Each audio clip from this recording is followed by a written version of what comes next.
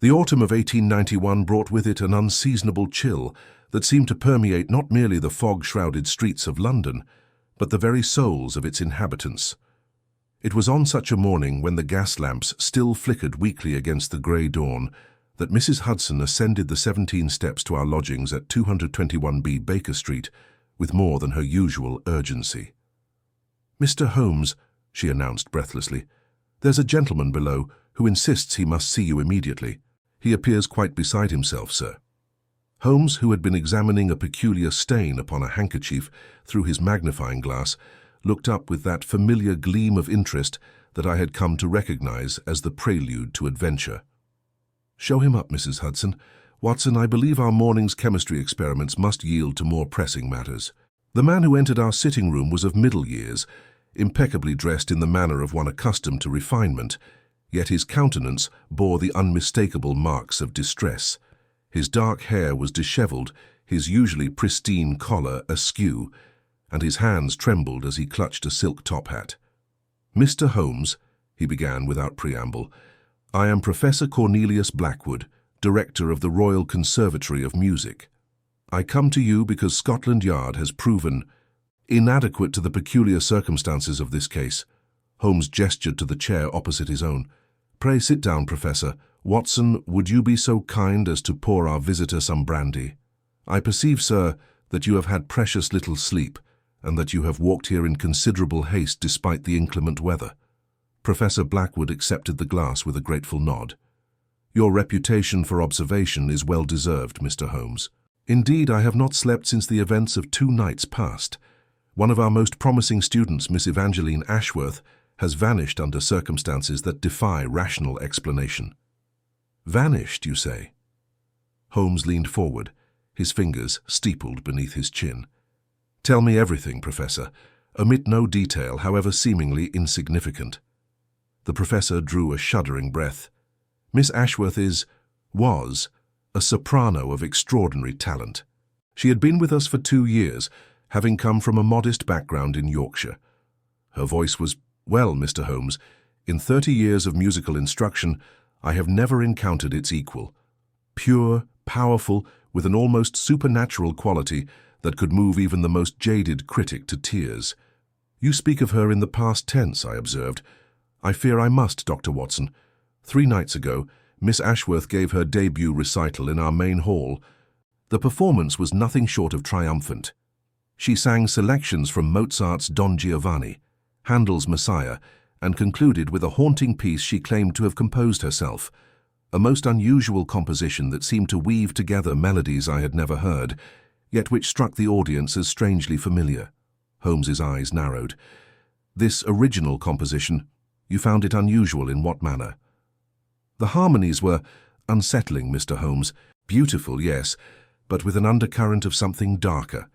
Several members of the audience commented afterward that the piece had given them the most vivid and disturbing dreams. One elderly gentleman, Lord Pemberton, was so affected that he had to be escorted from the hall during the performance."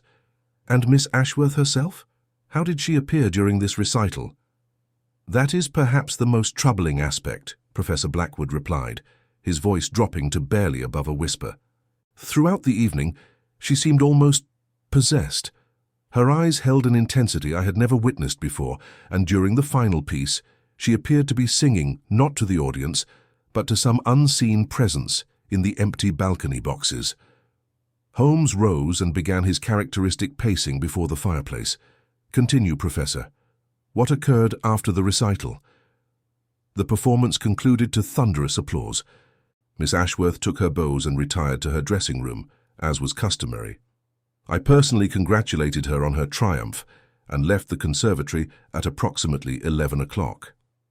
The next morning, when she failed to appear for her usual practice session, I sent our porter to inquire at her lodgings. And she had never returned home that night. Moreover, when we unlocked her dressing room, we discovered—" Professor Blackwood paused, reaching into his waistcoat pocket. "Perhaps it would be better if you examined the evidence yourself." He withdrew a blood-stained fragment of musical manuscript, the paper yellowed with age and torn along one edge. Dark crimson stains obscured portions of the handwritten notes, but the visible melody was unlike anything in the conventional repertoire. Holmes examined the fragment with his magnifying glass, his brow furrowing in concentration. This blood is not fresh, perhaps a day old. The paper itself is of superior quality, likely French manufacture. The handwriting is feminine, executed with a steel-nibbed pen. Most intriguing, however, is this watermark. He held the paper to the light. "Watson, what do you make of this symbol?" I studied the faint marking embedded in the paper. It appeared to be a stylized lyre surrounded by what looked like thorns, or perhaps flames. "I've never seen its like, Holmes. It's certainly not a common watermark." "Indeed not. Professor, you mentioned that Miss Ashworth claimed to have composed this piece herself. Was she in the habit of using such distinctive paper?" "Not to my knowledge, Mr. Holmes. Our students typically use the standard manuscript paper supplied by the conservatory. This appears to be of a much older vintage." Holmes nodded thoughtfully. "You mentioned evidence. Was there anything else discovered in the dressing room?" Professor Blackwood's face grew even more grave. "Yes, Mr. Holmes. Beside the bloodied manuscript we found this." He produced a small slip of paper bearing a message in the same feminine hand. "The crescendo always ends in silence." "Cryptic indeed," Holmes murmured. "Tell me, Professor, what do you know of Miss Ashworth's personal relationships? Was she romantically involved with anyone? Did she have enemies or rivals among her fellow students?" "As to romantic entanglements, I believe she was being courted by Mr. Sebastian Whitmore, a young baritone from a prominent family. However, their relationship appeared to be causing some tension within our community." "What manner of tension?" "Miss Ashworth's rapid rise to prominence had naturally aroused jealousy among certain of her contemporaries. In particular, Miss Cordelia Blackthorne, who had previously been considered our most promising soprano, seemed to harbor considerable resentment. There had been several heated exchanges between them in recent weeks." Holmes ceased his pacing and fixed Professor Blackwood with his penetrating gaze. "I shall need to examine the dressing room and interview all relevant parties. However, before we proceed, I must ask, have there been any other unusual incidents at the conservatory recently? Any strange occurrences or disturbances?" The professor's face paled visibly. "There have been rumors, Mr. Holmes, whispers among the students of a ghostly melody that can be heard in the early hours of the morning, emanating from the old practice rooms in the basement. Several students have reported hearing it, though none can agree on the tune itself. They say it drives listeners to distraction, filling their minds with visions of what, Professor?" "Of death, Mr. Holmes. Of beautiful, terrible death, set to music." Holmes's eyes blazed with the fervor of the hunt. "Watson, I believe we have a most singular case before us. Professor Blackwood, we shall accompany you to the conservatory immediately. The game, as they say, is afoot." The Royal Conservatory of Music occupied a magnificent Georgian building in Marylebone, its facade adorned with classical columns and sculptures of the great composers. As our handsome cab drew up before the entrance, I could not help but notice the cluster of students gathered on the steps, their faces bearing expressions of anxiety and whispered speculation. "The entire establishment is in upheaval," Professor Blackwood observed as we alighted. "News of Miss Ashworth's disappearance has spread despite our attempts at discretion. The students are beginning to speak of curses and supernatural influences." Holmes paused at the foot of the steps, his keen eyes surveying the building's exterior. "An impressive structure, Professor. How long has the conservatory occupied these premises?" "Since 1823, Mr. Holmes. The building itself is somewhat older, having originally served as a private residence for the Earl of Marylebone. The basement levels, where the practice rooms are located, date back to the mid-18th century." "And the mysterious melody your students have reported. When did these incidents begin?" "Only within the past month, coinciding with Miss Ashworth's preparation for her debut recital. Initially, we attributed the reports to pre-performance nerves and overactive imaginations. Now, however," Holmes nodded grimly, "now you begin to wonder if there might be more substance to these accounts. Lead on, Professor. I wish to examine the scene of Miss Ashworth's disappearance." The interior of the conservatory was a testament to Victorian grandeur, with soaring ceilings, ornate plasterwork, and portraits of distinguished alumni gazing down from gilt frames.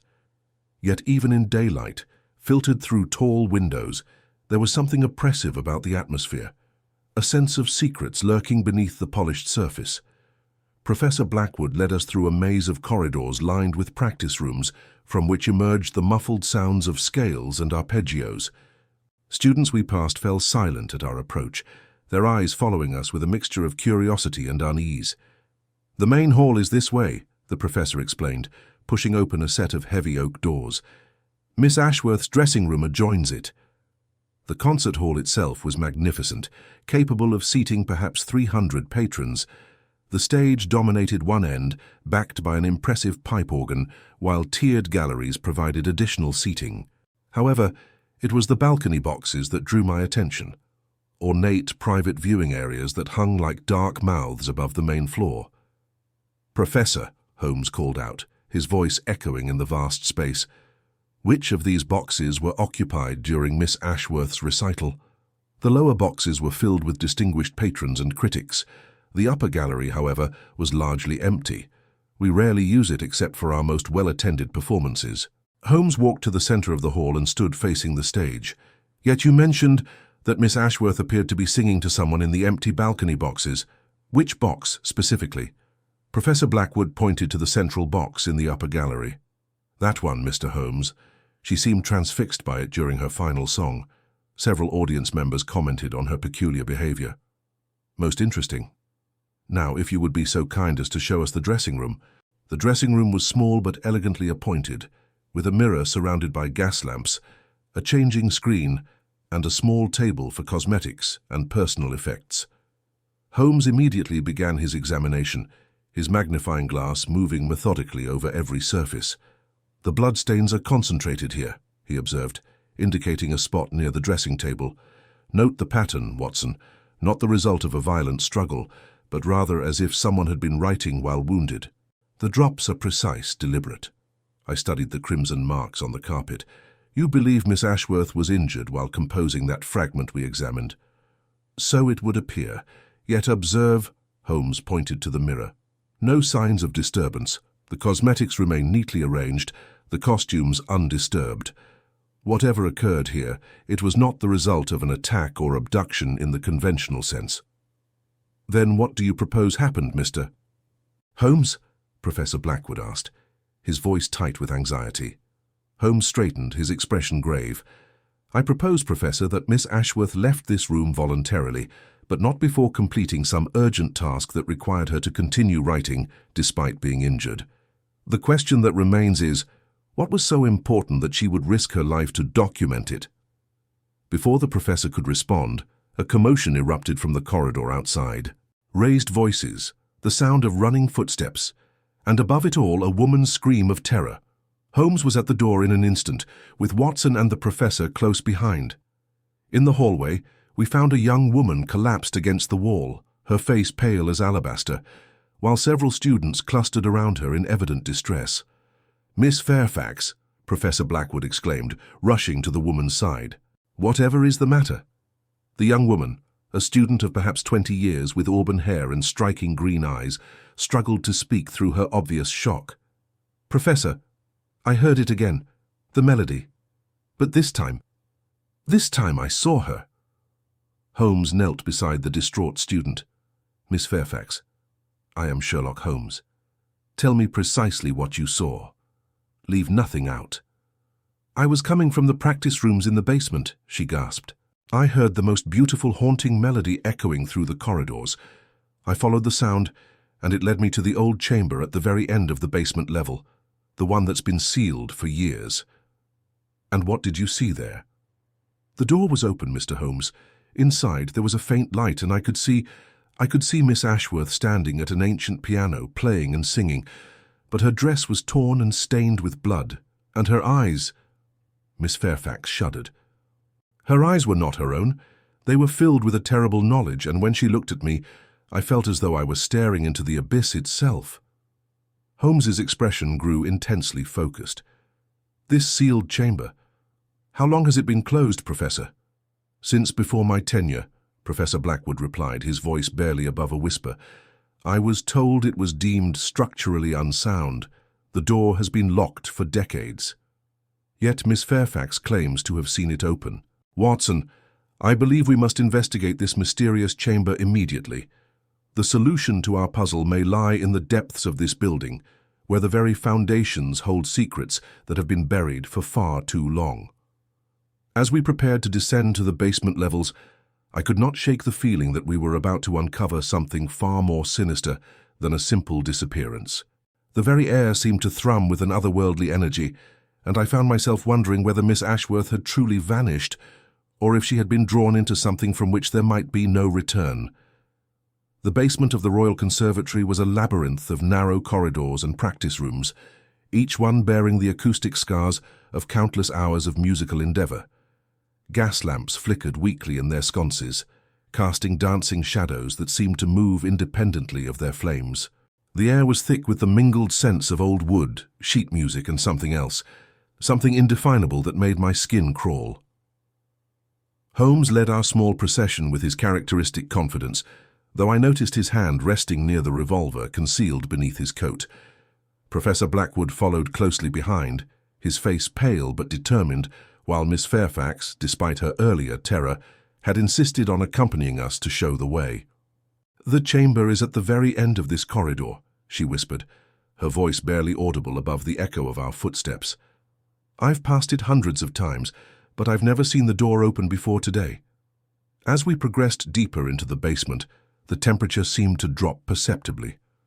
Our breath began to mist in the chill air, and I noticed that the usual sounds of the conservatory, the distant scales and etudes, had faded to an eerie silence. "Professor," Holmes said quietly, "tell me what you know of the history of this building before it housed the conservatory." "Very little, I'm afraid," Professor Blackwood replied, his voice echoing strangely in the narrow space.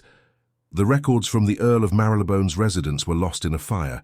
I do know that the Earl was something of an eccentric with interests in unconventional pursuits." "What manner of unconventional pursuits?" "There were rumors, nothing more than gossip, you understand, that he was involved with certain occult societies popular among the aristocracy of his time, the sort of thing that fashionable gentlemen dabbled in during the previous century." Holmes nodded thoughtfully. "And when did the Earl's family relinquish the property?" "In 1823, just before the conservatory was established. There was some scandal, a death, I believe, or perhaps a disappearance. The details have been lost to time." We had reached the end of the corridor where a heavy oak door stood partially ajar. Ancient iron hinges groaned as Holmes pushed it open, revealing a chamber that defied all reasonable explanation. Unlike the modest practice rooms we had passed, this space was vast with a vaulted ceiling that disappeared into shadow. The walls were lined with what appeared to be musical instruments from various eras, some familiar, others so bizarre in construction that I could not fathom their purpose. At the center of the chamber stood an extraordinary piano, its ebony surface gleaming despite the layer of dust that covered everything else. The instrument was clearly of great age, with intricate carvings adorning its case and strange symbols inlaid in mother-of-pearl along its edges. "Good God," Professor Blackwood breathed. "I had no idea this chamber existed. How is it possible that such a space could remain hidden for so long?" Holmes was already examining the piano with his magnifying glass. "Watson, observe the construction of this instrument. The craftsmanship is exquisite, yet there are modifications that appear to be of a more recent vintage." He pointed to a series of additional strings and resonating chambers that had been added to the original design. "Someone has been altering this piano, enhancing its capabilities in ways that go far beyond conventional musical expression." I approached the instrument cautiously, noting that fresh sheet music lay scattered across its surface. The compositions were written in the same feminine hand we had seen on the bloodied fragment, but these pages showed no signs of violence. Instead, they seemed to glow with an inner light, as if the very notes possessed some form of luminescence. "Miss Fairfax," Holmes called softly, "you said you saw Miss Ashworth playing this piano. Can you describe exactly what you observed?" The young woman had been staring at the chamber in apparent fascination, but at Holmes's question, she started as if awakening from a trance. "She was different, Mr. Holmes. Not just her appearance, but her very essence. The music she played was unlike anything I've ever heard. beautiful beyond description, yet filled with such melancholy that I wept without knowing why. And you said her eyes were not her own. What did you mean by that? They were ancient, Mr. Holmes, as if she had lived for centuries and had seen things that no mortal should witness. When she looked at me, I felt that she was seeing not just me, but all the women who had come before me, and all who would come after. Holmes had moved to examine the walls of the chamber, where faded frescoes depicted scenes of musical performances. However, these were no ordinary concerts. The painted figures seemed to writhe in ecstasy or agony, their faces contorted in expressions of sublime terror. In several of the scenes, a central figure, a woman in flowing robes, stood at a piano similar to the one before us, while shadowy forms gathered around her in supplication. "Professor," Holmes said urgently, "I believe we are not dealing with a simple disappearance, but with something far more sinister. This chamber has been prepared for a specific purpose, and Miss Ashworth has been drawn into a web of manipulation that may have been decades in the making." Before Professor Blackwood could respond, the sound of footsteps echoed from the corridor behind us. We turned to see a young man approaching, his face flushed with exertion and anxiety. "Professor Blackwood," he called out, "thank God I've found you. Something terrible has happened." Holmes stepped forward. "You are Mr. Sebastian Whitmore, I presume, Miss Ashworth's suitor." The young man, tall, dark-haired, and possessed of the bearing that marked him as a gentleman, looked surprised. "Yes, but how did you—" "Never mind. Professor, Miss Blackthorne has been found in her practice room, unconscious and bleeding. She keeps muttering about a melody that won't leave her mind." "Miss Blackthorne?" Holmes inquired. "Cordelia Blackthorne," Professor Blackwood explained. "The student I mentioned who harbored resentment toward Miss Ashworth. She was, our other leading soprano." Holmes's eyes blazed with sudden understanding. "Watson, I fear we are witnessing the unfolding of a carefully orchestrated plan. Mr. Whitmore, you must take us to Miss Blackthorne immediately. Professor, have this chamber sealed until we can return with additional assistance." As we hurried through the basement corridors, Mr. Whitmore provided additional details. "I found her perhaps 20 minutes ago. She was slumped over her piano, a sheet of music clutched in her hand. The page was covered in blood, and the melody written upon it was, well, it was the strangest thing I've ever seen." "Strange in what way?" Holmes demanded. "The notes themselves seemed to move, Mr. Holmes. I know it sounds mad, but I swear the musical notation was shifting and changing before my eyes. When I tried to read it, I felt such a profound sense of dread that I nearly fainted." We reached the practice room level, where a small crowd had gathered outside one of the chambers. Through the open door, I could see a young woman lying on a chaise lounge, her face pale and drawn. Professor Blackwood immediately went to her side. "Miss Blackthorne," he said gently. "Can you hear me?" The woman's eyes fluttered open, revealing pupils that were unnaturally dilated. When she spoke, her voice was barely a whisper. "Professor, I saw her. I saw Evangeline. She was so beautiful, so terrible. She showed me the music, and the true music." Holmes knelt beside the chaise lounge. "Miss Blackthorne, I am Sherlock Holmes. Tell me what you remember. Where did you see Miss Ashworth?" "In the mirror," she gasped. "I was practicing, and suddenly she appeared in the mirror behind me. She was wearing a white dress, but it was stained with blood, and her hair was adorned with flowers that looked like tiny skulls. She began to sing, and the melody was so hauntingly beautiful that I had to write it down. But as I wrote, the notes began to bleed, and I realized she was trying to tell me something." "What was she trying to tell you?" "That she wasn't dead, Mr. Holmes. She was something else now. Something that exists between life and death, sustained by the music itself. She said that others had come before her, and that others would follow. She said the crescendo was approaching, and that soon the entire conservatory would hear the true song." Holmes stood abruptly, his face grave. "Professor, I need you to gather all the students and faculty in the main hall immediately. No one is to remain alone, and under no circumstances should anyone attempt to practice or perform until further notice." "But Mr. Holmes," Professor Blackwood protested, "we have performances scheduled, obligations to our patrons. Professor, Holmes said with steel in his voice, I believe your students are in mortal danger. We are not dealing with a conventional criminal, but with something that preys upon musical talent itself. The pattern is becoming clear. Miss Ashworth was not the first victim, and unless we act quickly, she will not be the last. As if summoned by his words, a haunting melody began to echo through the conservatory. It seemed to come from everywhere and nowhere, filling the air with notes that were both beautiful and terrifying. Students emerged from practice rooms, their faces bearing expressions of rapture and fear. The true song, Miss Blackthorne whispered, struggling to sit up. It's beginning. Holmes grasped my arm. Watson, we must return to that chamber immediately. I believe the answer to this mystery lies not in the present, but in the past. Someone has been using the conservatory as a hunting ground for decades, and Miss Ashworth has become the latest instrument in their unholy orchestra. As we raced back toward the basement, the melody grew stronger, more insistent. I could feel its pull, the way it seemed to wrap around my consciousness and draw me forward. Behind us, I heard Professor Blackwood attempting to maintain order as students and faculty gathered in the main hall, but their voices were increasingly drowned out by the supernatural music that filled the air. Holmes, I gasped as we reached the corridor leading to the hidden chamber. What manner of creature are we dealing with?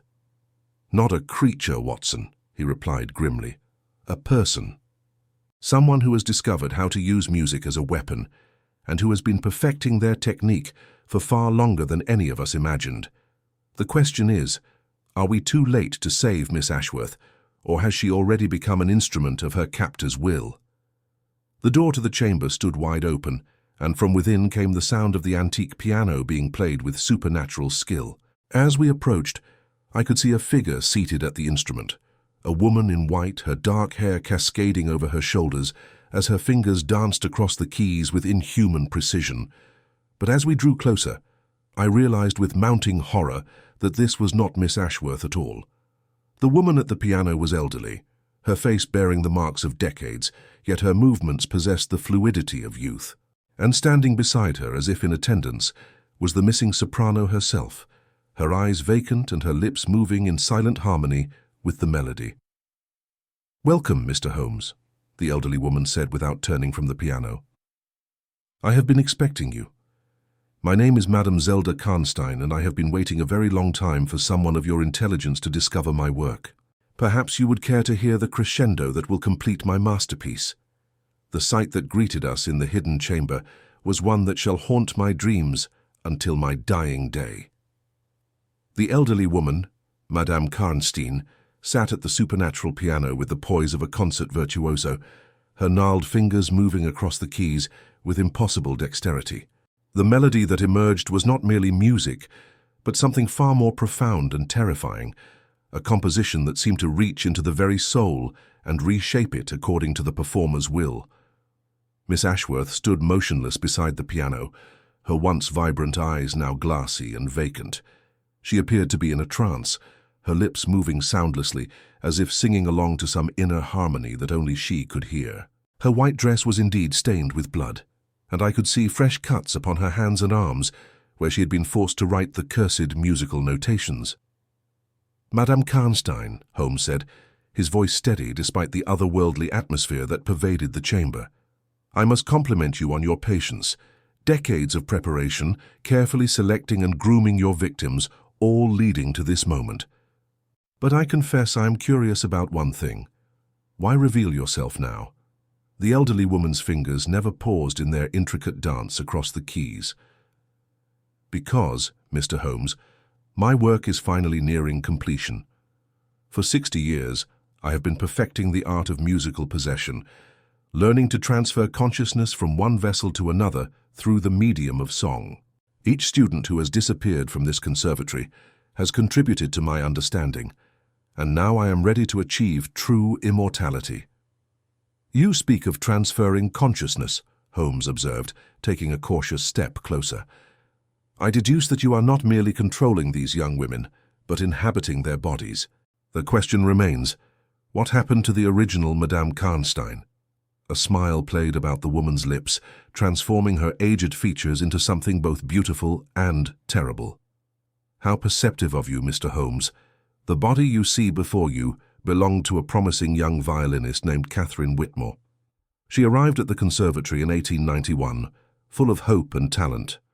I have worn her form for 60 years, though the flesh grows weary and requires refreshment." "Whitmore," I breathed. "Sebastian Whitmore. Is he related to this unfortunate woman?" "Her great-nephew," Madame Karnstein confirmed. "The family resemblance is quite striking, don't you think? But I digress. The process requires not merely talent, but a specific type of musical sensitivity. Miss Ashworth possesses this quality in abundance, and her youth and beauty make her an ideal vessel for my continued existence." Holmes had been studying the chamber with his characteristic intensity, and I could see the wheels of deduction turning in his mind. The modifications to the piano, the acoustic properties of this room, the symbols carved into the walls, all designed to amplify and focus the psychic energy generated by music. But there is one flaw in your plan, Madame. You assume that consciousness can be transferred through melody alone, but you have overlooked a fundamental principle of human nature. "And what principle is that, Mr. Holmes?" "That true artistry cannot be stolen, only freely given. Miss Ashworth may appear to be under your control, but I believe her spirit remains intact, fighting against your influence. Watson, observe her hands." I looked more closely at the missing soprano and saw what Holmes had noticed. Despite her apparent trance, Miss Ashworth's fingers were moving in subtle patterns, as if she were playing an invisible piano. More significantly, her movements were not in harmony with the melody being performed by Madame Karnstein, but seemed to be creating a counter-melody, a musical antidote to the poison that filled the air. "Fascinating," Holmes continued, his voice taking on the tone he used when explaining a particularly complex deduction. "You have been using Miss Ashworth's natural ability to compose music as a weapon against her own consciousness. But in doing so, you have given her access to your own musical knowledge. She has learned your techniques and now she is turning them against you." Madame Karnstein's playing faltered for the first time, and I saw uncertainty flicker across her ancient features. "Impossible. The process is irreversible. I have performed it successfully dozens of times." "Have you?" Holmes challenged. "Or have you merely been borrowing these bodies, sustaining yourself through their youth and talent until they were consumed? I suspect that your previous victims ultimately escaped through death, leaving you to begin the process anew. But Miss Ashworth is different. She possesses not merely talent but true genius, and genius, Madame, cannot be conquered." As if responding to Holmes's words, Miss Ashworth's silent counter-melody grew stronger. The air in the chamber began to shimmer, and I could see the supernatural music that had bound the young woman starting to unravel. The blood-stained compositions scattered about the chamber began to smolder and burn, their cursed notes disappearing in puffs of smoke. "No!" Madame Karnstein shrieked, her playing becoming frantic and discordant. "I will not be denied. I have waited too long, sacrificed too much." But even as she spoke, the years began to catch up with her borrowed body. The flesh that had maintained its artificial youth through dark magic began to wither and age, revealing the true horror of what she had become. Her fingers, once so nimble and precise, became gnarled and stiff, unable to maintain the complex harmonies that had held her victims in thrall. Miss Ashworth's eyes suddenly cleared, and she looked around the chamber with dawning awareness. "Mr. Holmes," she said, her voice weak but determined, "I know what must be done. The music. It's not just a prison, but a key. If I can complete the true composition, the one that has been hidden in my mind all along, I can break the spell that binds not just myself, but all the victims who came before me." "Miss Ashworth," I called out, "you must be careful. The strain of such an effort—" "I understand the risks, Dr. Watson," she replied, moving to the piano, where Madame Karnstein still struggled to maintain her hold. "But I also understand that some things are worth dying for. The spirits of all those young women who vanished from this conservatory are trapped in this instrument, and they deserve to be free." Holmes nodded gravely. "Then we must give you the opportunity to complete your work. Watson, help me restrain Madame Karnstein. She is weakening, but she will not surrender easily. The next few minutes were a blur of activity, as Holmes and I struggled to subdue the ancient entity, while Miss Ashworth took her place at the piano. The moment her fingers touched the keys, the chamber filled with a music unlike anything I had ever heard. It was not merely beautiful, but transcendent, a composition that seemed to bridge the gap between the mortal world and whatever realm lay beyond. As the melody built to its crescendo, I saw them, translucent figures materializing in the air around the piano. They were the spirits of the missing students, dozens of young women who had been consumed by Madame Karnstein's unholy hunger over the decades. Their faces bore expressions of profound gratitude as Miss Ashworth's music released them from their supernatural bondage. "Catherine," one of the spirits whispered, and I realized she was addressing the body that Madame Karnstein had stolen so long ago. "Catherine, you can rest now. We all can." The elderly woman's struggles grew weaker as her stolen youth finally abandoned her. "Please," she gasped, her voice now barely a whisper. "I only wanted to live, to create beautiful music. I never meant for it to become this." Holmes, still restraining the failing form, looked upon her with something approaching pity. "Perhaps, madame, that was your greatest tragedy. In your quest for immortality, you forgot that the most beautiful music comes from the acceptance of mortality, from the knowledge that each note is precious because it will not last forever." Miss Ashworth's composition reached its final movement, and the chamber began to resonate with harmonies that seemed to come from the very foundations of the building. The ancient piano, which had served as both instrument and prison for so many years, began to crack and splinter as the supernatural forces that had bound it together were finally released. "Everyone out," Holmes commanded. "The chamber is collapsing." But Miss Ashworth remained at the piano, her fingers never pausing in their sacred work. "I must finish it," she called over the increasing tumult. "If I stop now, they'll never be free." The spirits of the victims gathered around her, their forms growing brighter and more defined as the final notes of the composition filled the air. I watched in wonder as they began to fade, not into nothingness, but into a light that seemed to promise peace and redemption. With a sound like thunder, the ancient piano finally shattered, its pieces scattered across the chamber floor. The supernatural music that had filled the air for so long fell silent, replaced by the mundane sounds of the conservatory above, students practicing scales, the distant hum of conversation, the blessed normalcy of everyday life.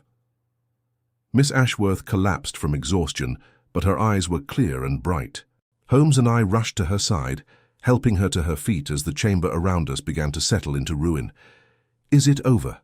she asked weakly. Holmes looked at the withered form of Madame Karnstein, who had finally succumbed to the weight of her accumulated years. "Yes, Miss Ashworth, it is over. The spirits are free, and the curse that has plagued this conservatory for decades has been broken." As we helped her from the collapsing chamber, Miss Ashworth managed a weak smile. "The composition I played, it wasn't entirely my own creation. The spirits of the other victims helped me, guiding my fingers to the notes that would set them free.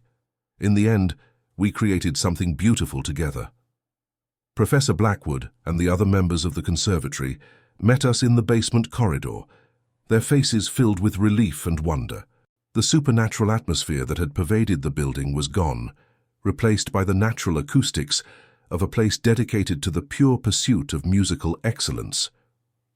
"Professor," Holmes said as we emerged into the main hall, "I believe you will find that your students' reports of ghostly melodies will cease entirely. The chamber below should be permanently sealed and forgotten. Some knowledge is too dangerous to preserve." Over the following weeks, as Miss Ashworth recovered from her ordeal, I had the opportunity to speak with her at length about her experience. She had no memory of the time she spent under Madame Karnstein's influence, but she retained the musical knowledge she had gained, a deeper understanding of harmony and composition that elevated her art to new heights. "The strangest thing," she told me during one of our conversations, "is that I no longer fear death. Having been so close to losing myself entirely, I find that I appreciate each moment, each note, each breath all the more. Perhaps that is the true secret of great art, not the desperate pursuit of immortality, but the acceptance of our own mortality." Sebastian Whitmore, who had been instrumental in discovering Miss Blackthorn's condition, proved to be a devoted companion during Miss Ashworth's recovery. Their relationship, tested by the supernatural trials they had endured, grew stronger and more genuine. When they announced their engagement several months later, I could not help but reflect on how love, like music, is most beautiful when it acknowledges its own transience. Holmes, as was his custom, showed little interest in the accolades that followed our successful resolution of the case. The newspapers dubbed it the mystery of the musical murders, though they could never quite capture the full horror of what we had witnessed. Scotland Yard officially classified the case as a series of kidnappings and murders committed by a deranged individual, which was close enough to the truth to satisfy the public's need for explanation. "Watson," Holmes said to me one evening as we sat by the fire in our Baker Street lodgings, "do you ever wonder what would have happened if we had arrived at the conservatory just a few hours later?" I considered the question carefully. I believe Miss Ashworth would have found a way to resist even without our intervention. Her spirit was too strong to be completely conquered by Madame Karnstein's influence. "Perhaps," Holmes mused, lighting his pipe, "but I prefer not to speculate about such things. The case is closed, the victims are at peace, and the world is a safer place for young artists everywhere. That is sufficient for me." As I pen these final words, I am reminded of the note that began our investigation. The crescendo always ends in silence. At the time, those words seemed to promise death and despair, but I now understand their true meaning. Every piece of music, no matter how beautiful or complex, must eventually come to an end. It is in that silence that follows the final note that we find not emptiness, but completion, the satisfaction of a story told, a song sung, a life lived to its fullest potential. The Royal Conservatory of Music continues to thrive, its students unaware of the dark chapter that once threatened to consume them all. Sometimes, when I pass by the building on my evening walks, I can hear the sound of young voices raised in song, their melodies carrying on the London air like prayers of gratitude to whatever providence watches over artists and dreamers. And in that music, I hear not the echo of supernatural horror, but the triumph of the human spirit, the knowledge that even in our darkest moments, we possess the power to create beauty, to find light in the darkness, and to set ourselves and others free through the transformative power of art. The case of the Ripper of the Royal Conservatory had come to its conclusion, but the music, pure, honest, and gloriously mortal, would play on forever.